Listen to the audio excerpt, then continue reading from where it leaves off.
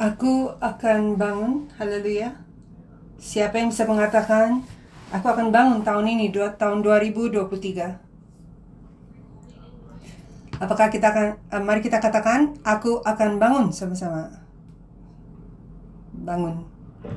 Mari kita doa, Tuhan akan izinkan kita untuk bisa bangun dari kegelapan, bangun dari depresi dan penyakit di tahun 2023. Amin. Hari ini kita telah baca Kejadian pasal 1 dan Yohanes pasal 1. Firman itu pada mulanya melakukan pekerjaan penciptaan. Lalu Yohanes mengatakan, firman itu, firman yang sama datang ke dunia ini. Dan sekarang saat ini, firman ini sedang akan melakukan apa? Pada mulanya di kitab Kejadian, Tuhan ucapkan firman. Jadi firman yang tidak nampak ini melakukan pekerjaan penciptaan. Di kitab Yohanes, Tuhan mengutus firman dengan cara yang sama, tetapi firman itu datang dengan cara nampak. Dan dia melakukan pekerjaan mencipta ulang. Maka judul hari ini adalah ciptaan dan mencipta ulang. Pekerjaan terang. Penciptaan ulang yang juga adalah yang bisa dimengerti sebagai pekerjaan penebusan, pekerjaan mencipta ulang mengikuti pola pekerjaan penciptaan di Kejadian pasal 1, terutama 6 hari ciptaan, lalu hari ke-7, hari Sabat. Maka pekerjaan diinstruksikan oleh Tuhan, tetapi diselesaikan untuk menyelesaikan pekerjaan penebusan dan tiba kepada hari Sabat. Ada banyak tempat di dalam Alkitab di mana kita bisa menemukan pola yang sama sedang dilakukan di saat Tuhan melakukan pekerjaan. 6 hari kerja, 1 hari istirahat. Dan kita bisa melihat itu di Keluaran, di padang gurun. Kita juga melihat itu dalam saat mereka membangun bait suci, kemah suci, dan juga dalam struktur dari kemah suci. Setelah itu kita melihat pola yang sama di dalam kehidupan pelayanan Yesus dan di kayu salib. Kita sudah belajar mengenai penyaliban Yesus Kristus 6 jam di kayu salib. 7 perkataan di kayu salib, iya kan? Maka di dalam pekerjaan penciptaan, firman melakukan apa? Firman melakukan pekerjaan. Pekerjaan siapa? Dia melakukan pekerjaan barah dan badal. Kita akan belajar beberapa perkataan Ibrani hari ini. Barah, mungkin udah tahu. Lalu badal. Coba katakan, barah. Bara itu mencipta dari tidak ada apa-apa lalu diciptakan jadi ada.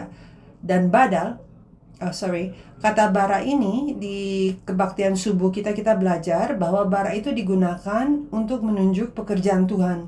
Tuhan melakukan pekerjaan bara karena hanya Tuhan yang bisa mencipta dari tidak ada apa-apa.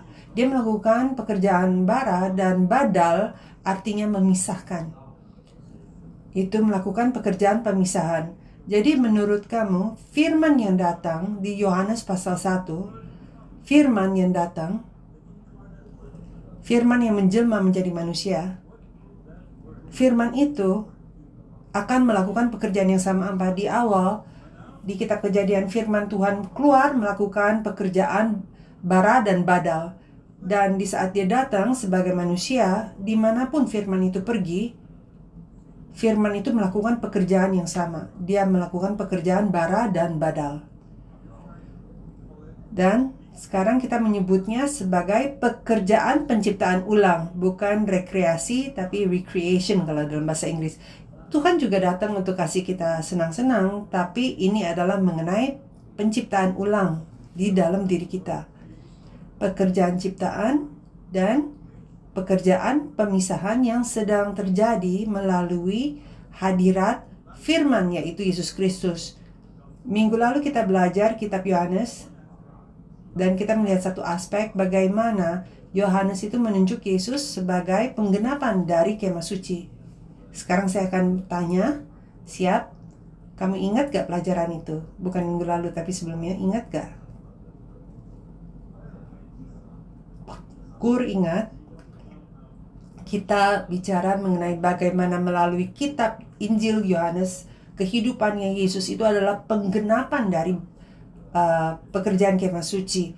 Tahun ini, melalui seri yang ketiga ini, penciptaan dan mencipta ulang, kita akan bekerja pekerjaan penciptaan ulang yang Tuhan lakukan melalui kitab Yohanes. Sekarang di kitab Kejadian buku pertama, Tuhan itu ditunjuk sebagai mengucapkan untuk melakukan pekerjaan ciptaan. Dia bilang, jadilah terang, lalu terang itu muncul.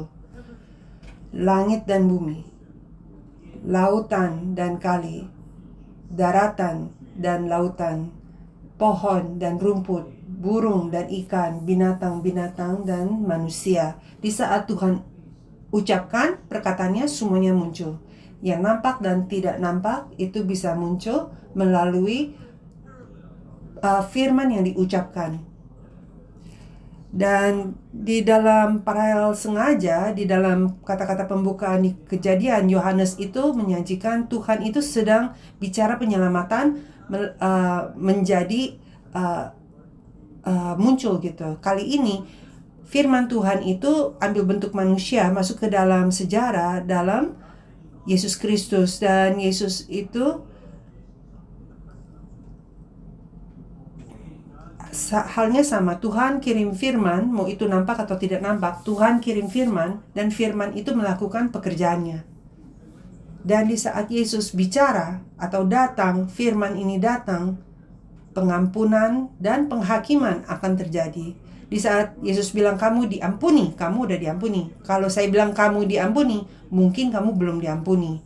Tapi kalau Yesus bilang bangun, ambil ranjangmu, dan mereka bisa melakukannya. Kalau kita bilang bangun, ambil ranjangmu, orang itu yang tidur di ranjang itu akan liatin kita. Yesus kalau dia mengampun, pengampunan terjadi. Di saat Yesus menyembuhkan, penyembuhan itu terjadi. Belas kasihan dan kasih karunia, sukacita dan kasih, kemerdekaan, penyelamatan, semua terjadi di hadirat firman. Di saat firman dikirim kepada kita, semuanya hancur dan jatuh, yang berdosa dan penyakit itu semua dipanggil dalam penyelamatan oleh firman Tuhan yang diucapkan. Maka pekerjaan penciptaan mulai dengan penciptaan terang dan berakhir dengan penciptaan manusia. Di kitab Kejadian, hal pertama yang Tuhan ciptakan di hari pertama adalah terang. Manusia adalah yang terakhir yang dia ciptakan di hari ke-6.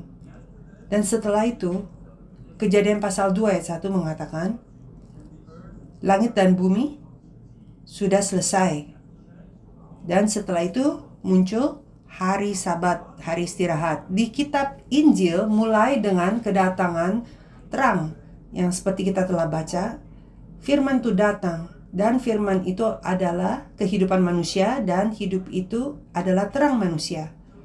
Jadi terang datang, mulai dengan kedatangan terang itu, dan berakhir dengan penyelamatan manusia melalui kayu salib, di mana Yesus mengatakan di kayu salib, sudah selesai. Ciptaan pertama di Kejadian pasal 1 selesai di saat Tuhan bilang sudah selesai. Di kitab Injil, pekerjaan Yesus selesai waktu Yesus ucapkan sudah selesai di kayu salib. Dia mati, dan setelah itu Yesus bangkit, dan dia kasih janji damai yang adalah Sabat dan istirahat. Maka di hari pertama ciptaan, di Kejadian pasal 1, Tuhan menciptakan terang dan memisahkan terang itu dari gelap. Sama seperti itu, di saat firman diperkenalkan di Yohanes pasal 1, dia diperkenalkan sebagai terang dunia. Maka hari ini kita akan pikirkan pekerjaan terang. Nomor 1, terang dan kegelapan. Kejadian pasal 1 ayat 3, sekali lagi, berfirmanlah Allah, jadilah terang, lalu terang itu jadi. ya kan? Tetapi tidak semua kegelapan itu berubah menjadi terang.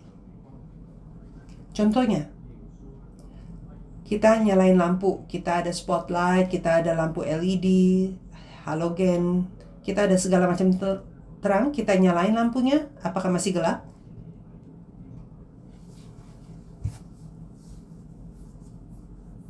Apakah masih ada yang gelap? Tidak. Lihat ke belakang. Bagian AV, orang AV itu dalam kegelapan. Ada kegelapan yang tidak menerima terang. Bukan karena terang itu tidak berkuasa, tetapi karena ini bicara mengenai keadaan rohani terang dan kegelapan.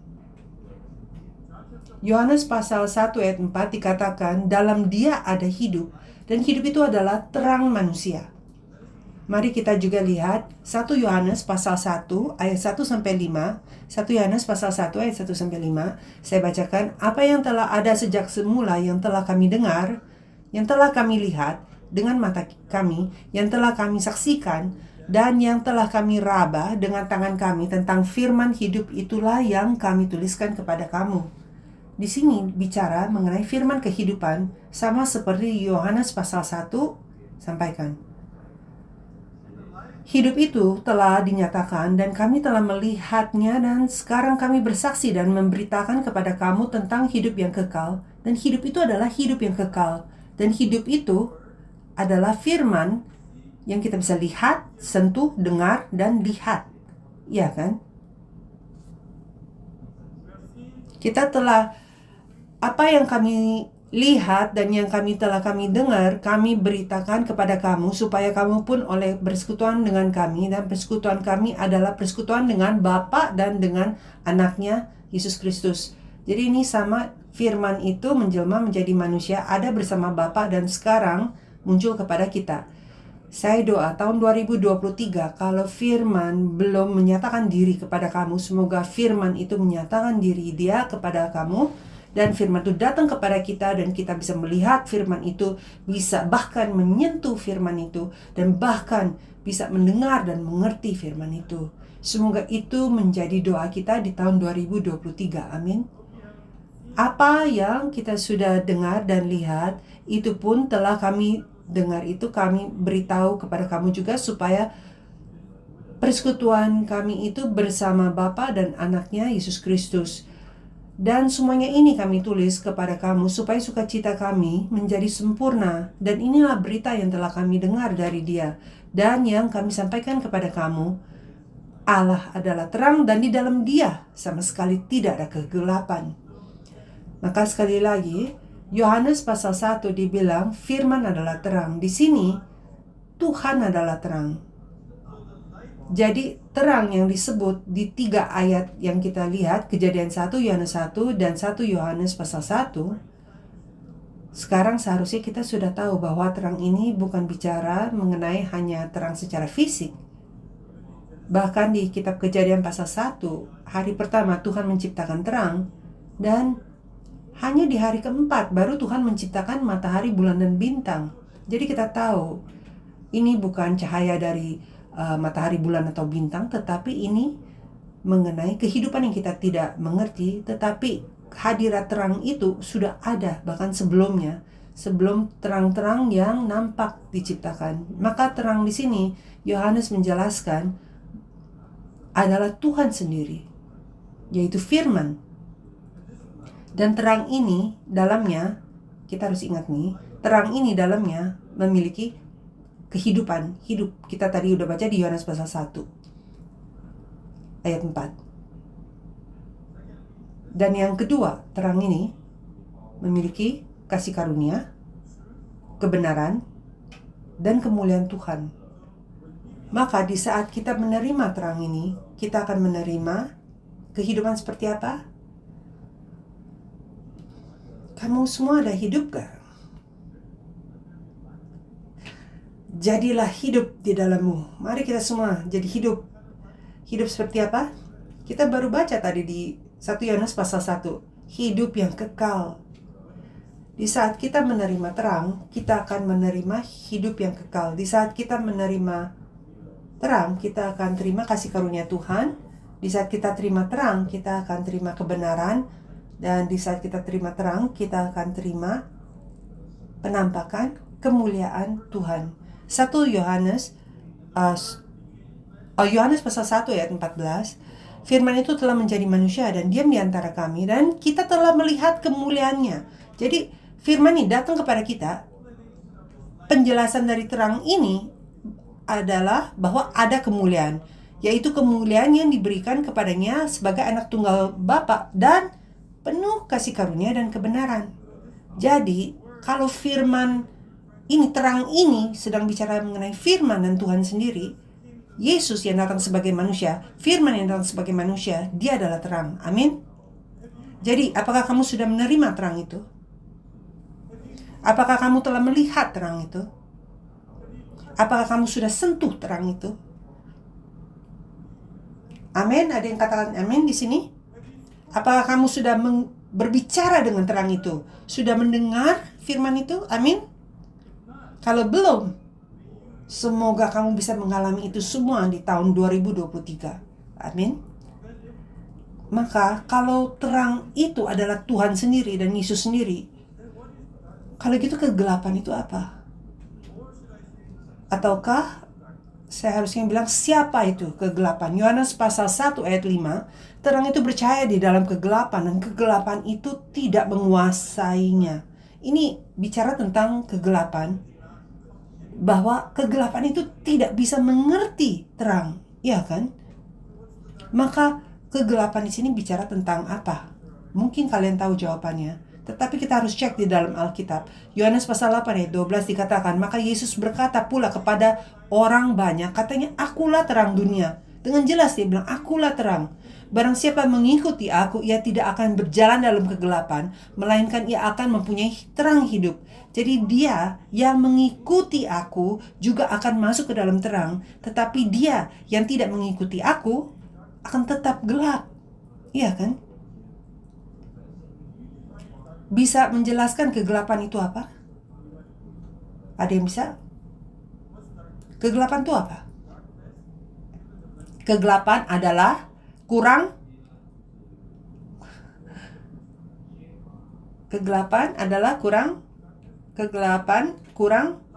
terang.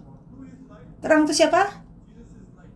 Terang Yesus. Kegelapan adalah kurang terang, kurang Yesus.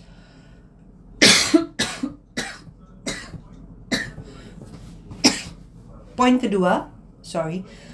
kedua, pemisahan terang dan gelap. Jadi waktu Yesus datang ke dunia ini, terang itu masuk ke dalam kegelapan, tetapi dikatakan kegelapan itu tidak mengerti artinya. Jadi Tuhan kirim firman, tetapi umatnya tidak mengerti firman. Umatnya tidak mengerti Yesus. 2 Korintus pasal 4 ayat 6, 2 Korintus 4 ayat 6, sebab Allah yang telah berfirman, dari dalam gelap akan terbit terang, ia juga yang membuat terangnya bercahaya di dalam hati kita, supaya kita beroleh terang dari pengetahuan tentang kemuliaan Allah yang nampak pada wajah Kristus. Jadi sekali lagi, di saat firman masuk ke dalam kita, itu terang bersinar ke dalam hati kita, dan itu akan memberi kepada kita, di saat terang menyinari hati kita, akan memberi kita apa? Pengetahuan dari kemuliaan Allah di hadapan Kristus. Jadi di saat kita melihat misalkan kartun-kartun, di saat orang mulai mengerti sesuatu, peng gitu, apa itu yang gambarannya muncul di atas kepala, apa? Bohlam kan? Jadi terang itu menyinari kepala kita dan kita bisa mengerti. Tidak ada pengetahuan kemuliaan Tuhan di dalam terang itu. Yohanes pasal 1 ayat 15 sampai 18. Yohanes memberi kesaksian tentang dia dan berseru, katanya, inilah dia yang kumaksud ketika aku berkata, kemudian daripadaku akan datang dia yang telah mendahului aku, sebab dia telah ada sebelum aku. Ini bicara tentang Yohanes Pembaptis, oke? Yohanes Pembaptis dilahir 6 bulan sebelum Yesus. Yohanes sedang bicara mengenai Yesus di sini, tetapi dia bilang Yesus sudah ada pada sebelum dia ada. Ini maksudnya apa? Yohanes sedang bersaksi apa tentang Yesus? Bukan tentang orang secara fisik Yesus, tetapi tentang karakteristik ilahi dari Yesus Kristus. Dia sudah ada sebelum Yohanes Pembaptis. Karena dia datang daripada mulanya. Karena ayat 16, karena dari kepenuhannya kita semua telah menerima kasih karunia demi kasih karunia. Sebab hukum Taurat diberikan oleh Musa, tetapi kasih karunia dan kebenaran datang oleh Yesus Kristus. Jadi Yohanes di sini dia bersaksi tentang Yesus, bahwa Yesus itu penuh dengan kemuliaan Tuhan dan membawa kepada kita kasih karunia dan kebenaran. 18, tidak seorang pun yang pernah melihat Allah, tetapi anak tunggal Allah yang ada di pangkuan Bapa, dialah yang menyatakannya. Saya menjelaskan ini lebih gampang. Di saat kita matikan lampu semua, itu kan gelap total, kita nggak bisa lihat apa-apa. Kita tidak bisa melihat Bapa secara rohani di saat kita dalam kegelapan. Tetapi di saat Yesus muncul, itu seperti menyalakan lampu. Jadi di saat kita menerima firman, terang itu akan nyala secara rohani. Dan di saat terang itu nyala, kita akan bisa mulai melihat semuanya dengan jelas. Di luar dari topik ini, tetapi sebentar, beberapa menit saya menjelaskan ini. Di saat terang itu dinyalakan, apa yang kita lihat? Artinya, kita harus melihat paralel itu. Lampu dinyalakan secara fisik dan firman yang adalah terang masuk ke dalam diri saya. Kita mulai lihat apa? Apa yang kamu lihat? Mari kita bicara tentang kalau pernah ke Seoul, kota Seoul di Korea, pernah ke Sungai Han River di tengah malam, Apgujeong atau Gangnam, pernah ke sana tengah malam? Cantik atau tidak cantik? Mari kita bicara tentang MBS, kalau gitu belum pernah ke Seoul. MBS tengah malam cantik. Lalu matahari terbit secantik malam atau tidak?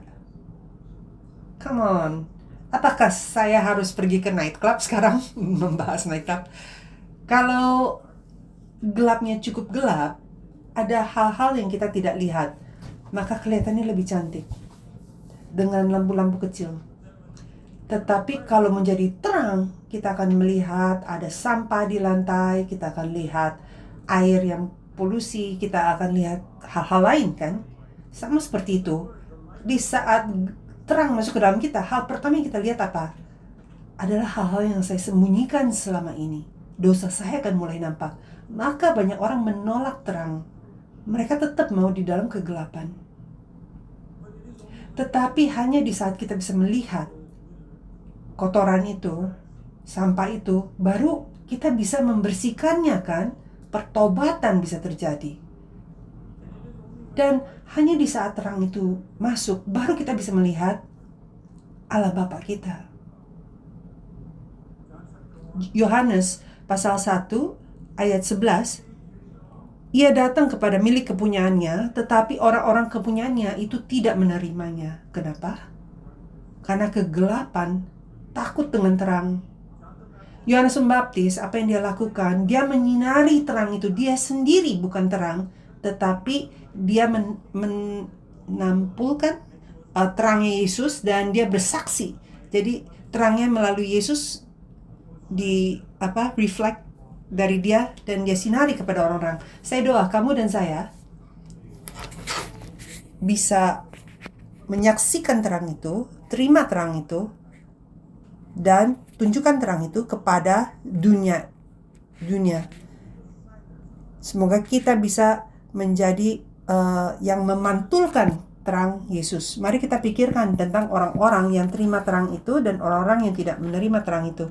Pertama, orang yang menerima terang itu Yohanes pasal 1 ayat 40 sampai 42. Kita bisa Yohanes memperkenalkan Yesus sebagai terang yang datang ke dunia ini, dan dia bilang kegelapan itu tidak mengenalnya. Katanya kemanapun Yesus pergi, dia membawa terang itu di tempat gelap.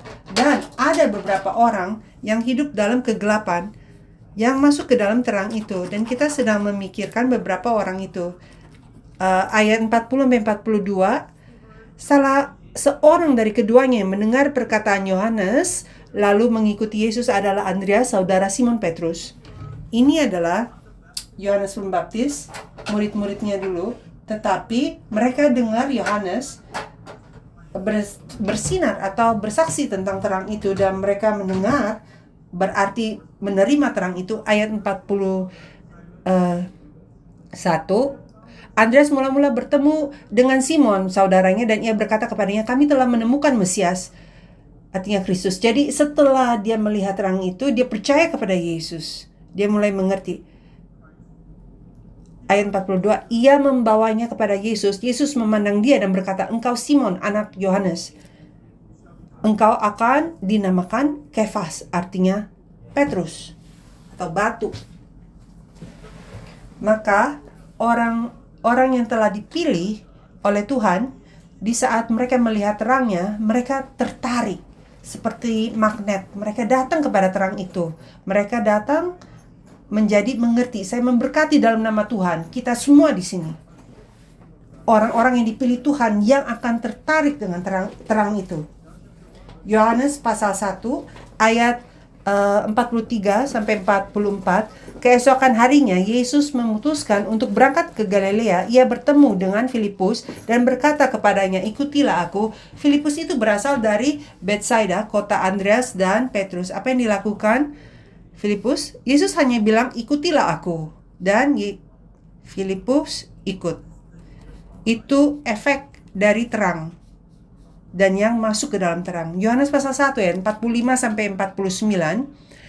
Filipus bertemu dengan Nathanael dan berkata kepadanya, kami telah menemukan dia yang disebut oleh Musa dalam kitab Taurat dan oleh para nabi, yaitu Yesus, anak Yusuf dari Nazaret. Kata Nathanael kepadanya, mungkinkah sesuatu yang baik datang dari Nazaret? Kata Filipus kepadanya, mari dan lihatlah. Bisa gak lihat di sini? Filipus itu masuk ke dalam terang dulu kan? Nathanael masih dalam kegelapan. Filipus pergi ke gelap dan bilang, hei datang, saya udah ketemu terang. Nathanael bilang, mana mungkin ada terang muncul dari Nazaret. Dan Filipus bilang kepada Nathanael, mari dan lihatlah. Artinya dia di dalam kegelapan, dia gak bisa lihat kan, tapi datang kepada terang dan kamu akan bisa melihat. Saya doa kita semua bisa menginjil tahun ini. Kasih tahu kepada mereka, pergi kepada orang gelap, bilang mari dan lihatlah, dan kamu akan lihat. Jadi pede, yakin Tuhan yang akan menyinari terang itu kepada mereka. Dia bilang mari dan lihatlah. Yesus melihat Nathanael datang kepadanya, lalu berkata tentang dia, lihat, inilah seorang Israel sejati, tidak ada kepalsuan di dalamnya. Kata Nathanael kepadanya, bagaimana engkau mengenal aku? Jawab Yesus kepadanya, sebelum Filipus memanggil engkau, aku telah melihat engkau di bawah pohon ara. Lihat gak di sini, Nathanael di dalam kegelapan dan dia tidak bisa melihat Yesus, tapi Yesus dalam terang sudah bisa melihat Nathanael. Kamu dan saya, kita di sini karena ada seseorang memperkenalkan Yesus kepada kita. Ada yang menginjili kita. Tetapi Yesus sudah mengatakan, tidak. Saya melihat kamu bahkan sebelum kamu dipanggil. Amin. Saya udah pilih kamu bahkan sebelum kamu diinjili orang. Percaya gak kamu itu? Amin. Maka di saat kita pergi untuk menginjili seseorang, kita harus percaya untuk mereka, karena mereka nggak tahu mereka ada di dalam kegelapan. Kita harus percaya untuk mereka bahwa Yesus sudah melihat orang itu dan Yesus sudah memanggil orang itu melalui kita. Di saat kita menginjil, di saat kita mengundang orang ke dalam terang dari kegelapan, kita harus menjadi orang-orang yang bisa percaya demi mereka. Kalau kita pergi dan bilang, aku gak yakin ya apakah orang itu terpilih atau tidak, atau orang itu akan ke gereja atau tidak, penginjilan kamu udah gagal. Kita yang sedang menginjil orang, membawa orang masuk ke dalam terang, kita harus yang pertama yakin dan percaya bahwa ini terangnya. Dan di saat mereka datang, mata mereka akan terbuka. Kita harus percaya Yesus sudah menggunakan saya untuk memanggil orang itu, karena Yesus sudah lihat orang itu sebelum kita. Apakah itu masuk akal bagi kita? Mari kita menginjil dengan percaya. Tujuan kita untuk menginjil adalah untuk orang itu bisa masuk ke dalam terang.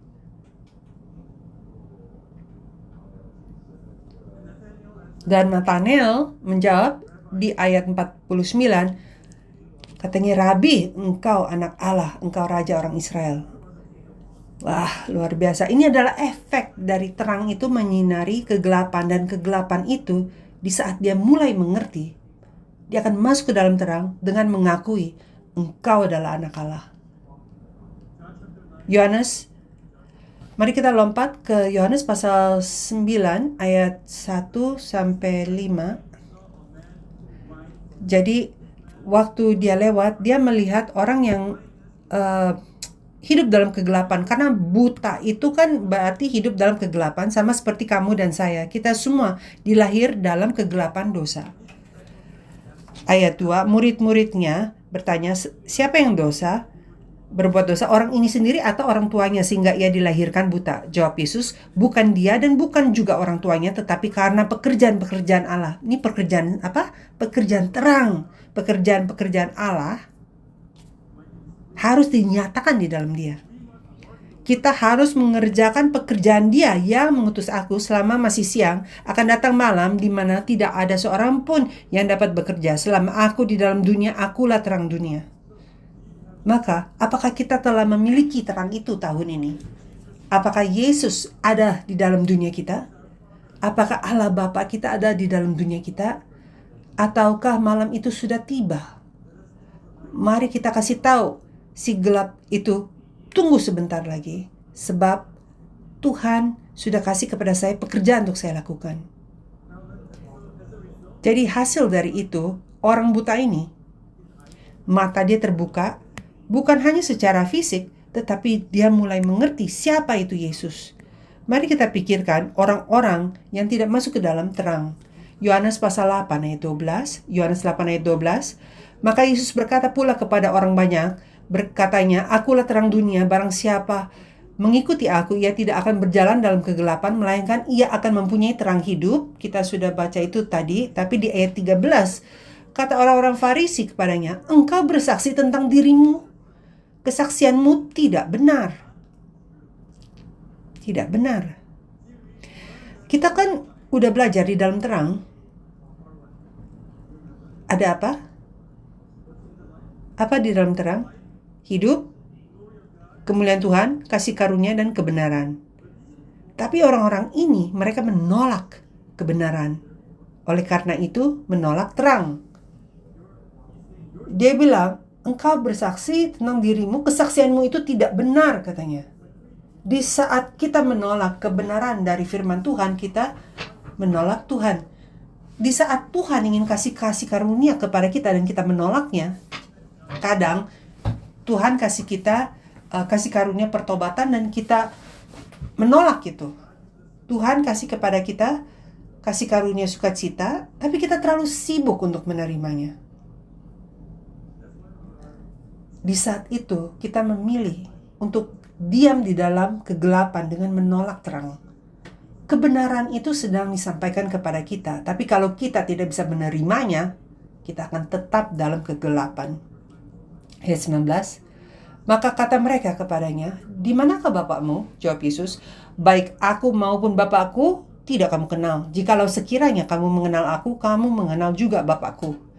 Ingat, terang kan yang menuntun kita kepada pengetahuan terang Tuhan. Jadi ditanya, Bapakmu mana? Dia bilang, kamu tidak kenal aku, bahkan kamu juga tidak mengenal Bapak aku. Kenapa? Karena mereka menolak terang. Ayat 22, maka kata orang-orang Yahudi itu, apakah ia mau bunuh diri? Dan karena itu dikatakannya, ke tempat aku pergi, tidak mungkin kamu datang. Mereka itu benar-benar dalam kegelapan, tidak tahu apa yang Yesus sedang ucapkan. Yesus, ingat kan, lihat gak perbedaannya antara Nathanael, Filipus, dan Andreas, dan Petrus?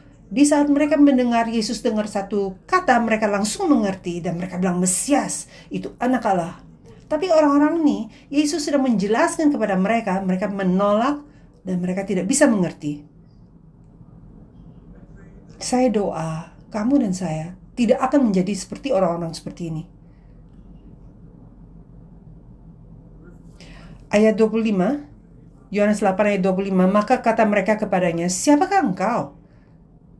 Jawab Yesus kepada mereka, apakah gunanya lagi aku berbicara dengan kamu? Tapi kalau dalam bahasa Inggris, aku bilang apa daripada mulanya? Maksudnya Yesus dari mulanya menjelaskan, tetapi mereka tetap tidak mengerti. Mereka tetap dalam kegelapan. Tetapi sebenarnya apa yang Yesus sedang mengatakan? Dia bilang, apa yang aku katakan daripada mulanya. Dalam bahasa aslinya. Jadi, dalam kata lain, saya yang sedang berfirman daripada mulanya. Di Kejadian pasal 1 kan, Tuhan berfirman. Jadi aku yang berfirman daripada mulanya. Akulah firman. Aku adalah firman penciptaan. Yohanes pasal 8 ayat 39. Jawab mereka kepadanya, Bapa kami ialah Abraham. Kata Yesus kepada mereka, jikalau sekiranya kamu anak-anak Abraham, tentulah kamu mengerjakan pekerjaan dan yang dikerjakan oleh Abraham. Ayat 41 sampai 42. Kamu mengerjakan pekerjaan bapakmu sendiri. Jawab mereka, kami tidak dilahirkan dari zina. Bapa kami satu, yaitu Allah. Kata Yesus kepada mereka, jikalau Allah adalah bapakmu, kamu akan mengasihi aku, sebab aku keluar dari dan datang dari Allah. Dan aku datang bukan atas kehendakku sendiri, melainkan Dialah yang mengutus aku. Apa yang keluar dari Tuhan?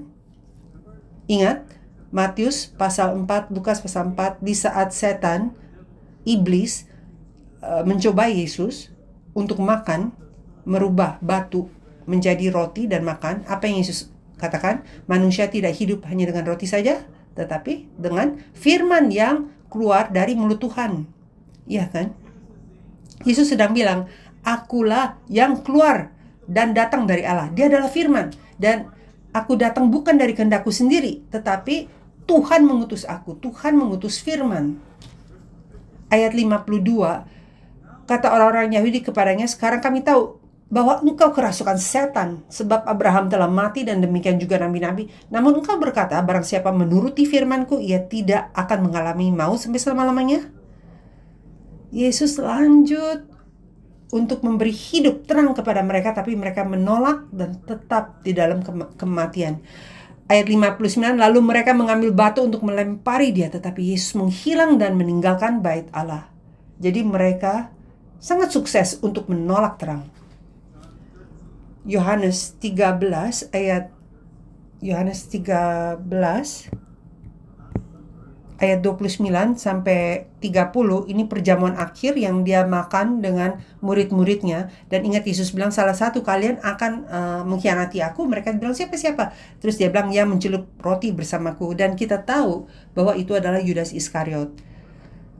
Ayat 20, lalu Yesus bilang kepada Yudas, lakukan apa yang kamu mau lakukan dengan segera. Karena Yesus sudah tahu apa yang Yudas akan lakukan di dalam hati dan pikiran Yudas itu untuk menjual Yesus. Yesus tahu semuanya. Maka dia keluar. Tetapi ayat 29 ya, karena Yudas memegang kas, ada yang menyangka bahwa Yesus menyuruh dia membeli apa-apa yang perlu untuk perayaan itu atau memberi apa-apa kepada orang miskin. Jadi mereka pikir Yesus tugaskan dia untuk lakukan sesuatu, untuk membeli sesuatu atau kasih kepada orang miskin. Ayat 30, Yudas menerima roti itu lalu segera pergi. Pada waktu itu hari sudah malam. Jadi Yudas pergi untuk jual Yesus. Dan ayatnya bilang pada waktu itu hari sudah malam. Jadi dia menolak terang. Dan sekarang dia ada di malam. Berapa di antara kita merasa seperti saya masih dalam kegelapan? Malam itu menimpa kita. Saya doa, Tuhan akan beri kepada kamu kasih karunia untuk bawa kamu kembali kepada terang. Semoga terang itu datang kepada kamu lagi. Amin. Dengan tulus, mari kita sungguh-sungguh doa, minta Tuhan, saya benar perlu terang-Mu. Maka yang ketiga, bagaimana kita bisa masuk ke dalam terang ini? Caranya masuk ke dalam terang, mari kita lihat Kejadian, Yohanes pasal 1 ayat 10. Kan tadi, terang itu menyinar kepada kegelapan tidak mengertinya. Yohanes pasal 1 ayat 11 bilang dia datang kepada umatnya sendiri, tapi mereka menolak dia. Paralel kan, terang Yesus datang ke kegelapan umatnya dan mereka tidak menerima, tidak mengerti.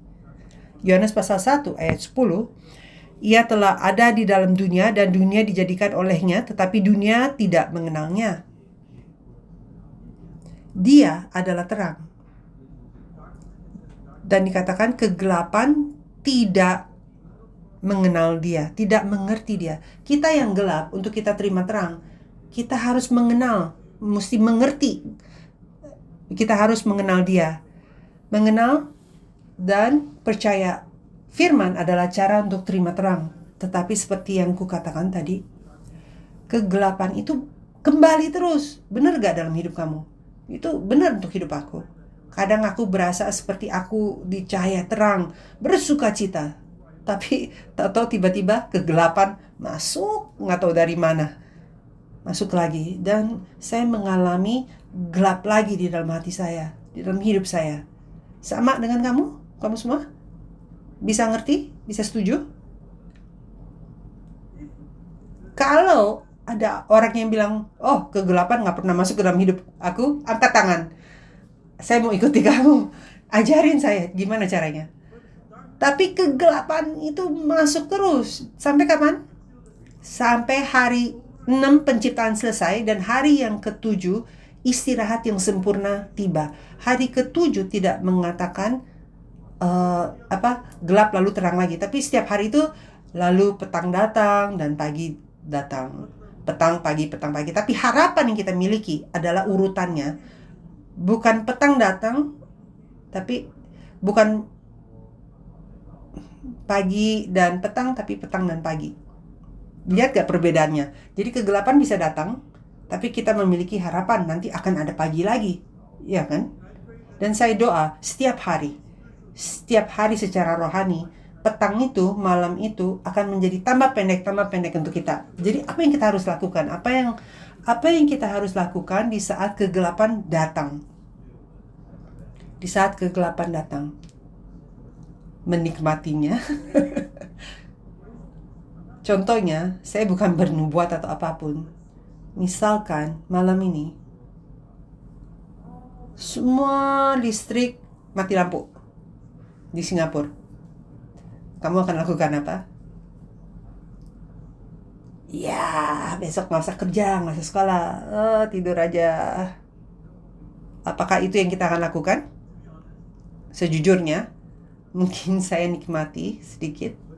Tapi kalau terangnya tidak nyala lagi, kalau listrik tidak nyala lagi, saya akan mulai panik. Dan dalam hal itu, apa yang kamu akan lakukan dulu? Saya tahu apa yang kamu akan lakukan.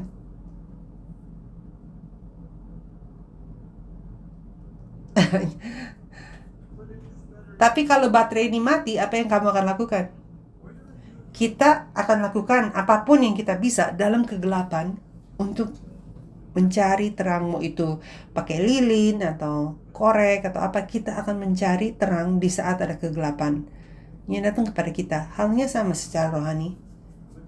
Kalau kegelapan di saat petang datang, kita harus lakukan apapun yang kita bisa untuk menemukan terang itu lagi. Kita harus mencari terang itu. Baca Alkitab, datang ke gereja, dengar firman, lakukan sesuatu. Kita harus lakukan sesuatu untuk bisa menemukan terang itu. Dan apa yang bisa dijanjikan atau kita bisa harapkan adalah Tuhan itu lanjut menyinari terang itu kepada kita. Kegelapan datang karena kita menolak terang. Terang itu akan ada di situ. Maka saya tulisnya doa tahun 2023, seluruh gereja Sion, kita akan hidup dalam hadirat terang seperti umat Israel di Mesir. Di Goshen ada terang meskipun di mana-mana gelap. Sekarang kesimpulannya, apa hasil dari datang kepada terang? Mau mengikuti perkataanku? Tohu bohu hoshek, akan pergi. Bukan tahu, tapi ini bukan yong taufu ya. Tohu bohu dan boshek akan pergi. Akan pergi. Amin. Kamu bilang amin tanpa mengerti tohu bohu hoshek itu apa? Mari kita lihat Kejadian pasal 1 ayat 2. Belum bentuk Bumi belum berbentuk, tohu, dan kosong, bohu, dan hoshek, yaitu kegelapan,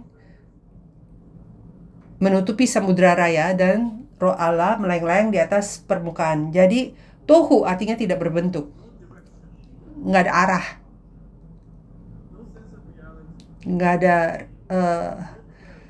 nggak ada penjelasan, bingung.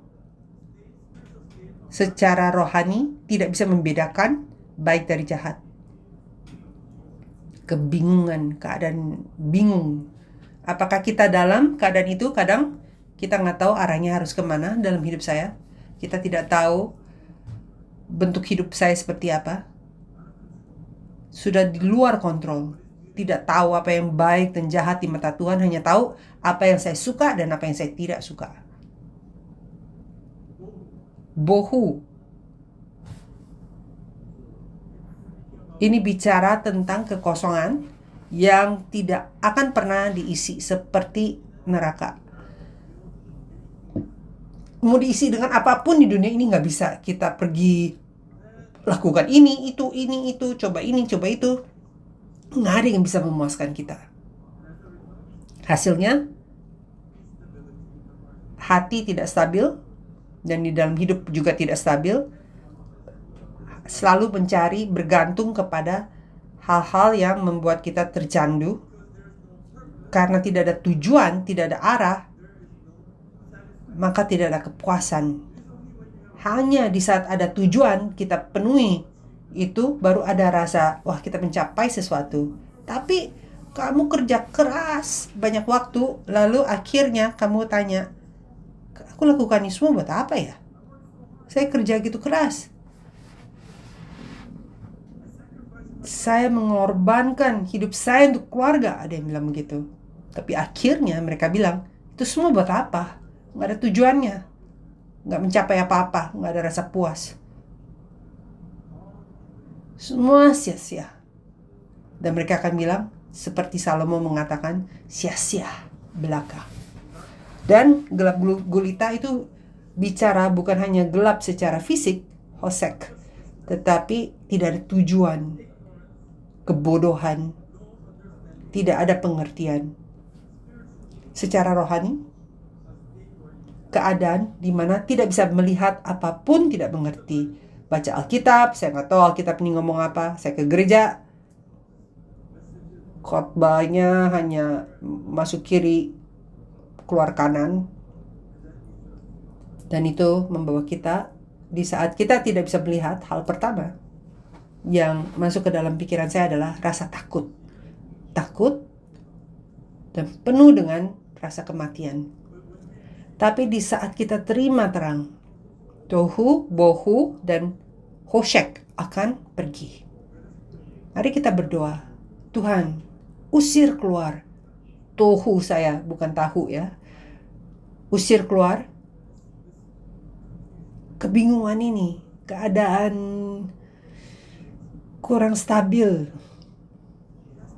Buang rasa kosong saya. Hanya cinta Tuhan bisa memenuhi neraka itu dalam hati kita. Habis. Dan Tuhan sinari terang kehidupan kepadaku. Yang kedua, kita akan menjadi kudus. Di saat terang diciptakan, kan melakukan pekerjaan pemisahan. Memisahkan terang dari gelap. Dan tindakan pemisahan itu artinya menjadi kudus. Dikuduskan, menjadi suci. Yang ketiga, kita akan bisa lihat. Tadi kita lihat kan orang buta keluar dari kegelapan, masuk ke dalam terang, bisa melihat secara fisik dan secara rohani. Di Yohanes pasal 1 ayat 51, Yesus bicara kepada Nathanael. Dia bilang, aku berkata kepadamu, sesungguhnya engkau akan melihat langit terbuka dan malaikat-malaikat Allah turun dan naik kepada anak manusia. Kita bisa lihat Yesus Kristus, identitas dia yang sebenarnya. Dan di saat kamu dan saya melihat, kita akan bisa melihat dia langsung. Bukan hanya samar-samar. Lalu sudah tidak ada kebingungan lagi setelah itu. Akan jelas di dalam iman kita. Dan setelah itu dia bilang, kamu akan bisa melihat langit terbuka, dan semoga Tuhan menunjukkan langit terbuka untuk kalian semua tahun ini. Yang keempat, kita akan mengikuti dia. Murid-murid yang masuk ke dalam terang, mereka mulai ikut, itu sebabnya mereka disebut murid. Di saat kita masuk ke dalam terang, kita mulai mengerti. Di dunia ini gak ada yang bisa menghentikan kita untuk mengikuti dia, kan? Ya, benar? Amin. Akan membuat kita ikut dia sampai kapan? Kitab Wahyu 14 ayat 4, 144.000 mereka mengikuti Yesus kemanapun Yesus menuntun mereka. Dan yang terakhir, hasil dari menerima terang, kita akan terima hidup. Kita akan terima hidup. Hidup seperti apa? Hidup yang kekal. Bukan setelah kita mati, tapi hari ini. Amin. Maka, kamu mau terima terang? Apakah kita memiliki terang? Kalau gitu, mari kita menjadi orang-orang yang memantulkan terang, yang menyinari dunia ini. Mari kita doa. Tuhan Allah Bapa kami mengucap syukur. Engkau telah mengutus terang-Mu ke dalam kegelapan hidup kami. Bapa, izinkan kami untuk menerima terang itu. Izinkan kami untuk menerima hidup di dalam terang dengan kemuliaan-Mu, kasih karunia-Mu dan kebenaran-Mu. Dan bantu agar terang itu Bapa mengusir tohu, bohu, dan hoshek dari hidup kami. Bapa, bantu agar terang itu penuhi kami agar kami juga bisa bersinar terang. Dan Bapa, kami percaya, kami diutus ke sini oleh Engkau untuk menyinari terang itu. Terang firman-Mu di tempat yang gelap. Bantu agar terang-Mu masuk ke dalam gereja Sion dan kepada setiap anggota dan setiap orang yang menyembah di sini, online atau offline, agar kami bisa penuh dengan terang.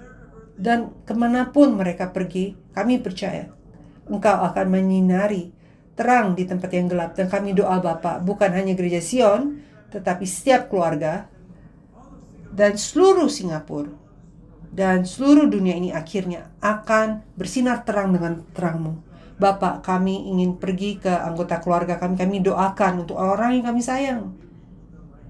Bantu agar kami bisa menjadi terang untuk menyinari mereka, membawa mereka, bisa bawa terang-Mu ke dalam diri hidup mereka. Apalagi di saat Imlek ini, Bapak tolong agar umat-Mu menjadi orang-orang yang memantulkan terang-Mu. Dan Bapak, kami percaya orang yang hidup dalam kegelapan akan bisa melihat. Orang yang gelap akan bisa terima harapan, dan yang gelap akan terima hidup. Terima kasih untuk kasih karunia-Mu. Kami percaya bahwa terang-Mu akan lanjut disinari di gereja Sion dan semua keluarga di sini di tahun 2023. Kami doa dalam nama Tuhan Yesus Kristus dengan ucapan syukur. Amin. Mari kita ucap syukur.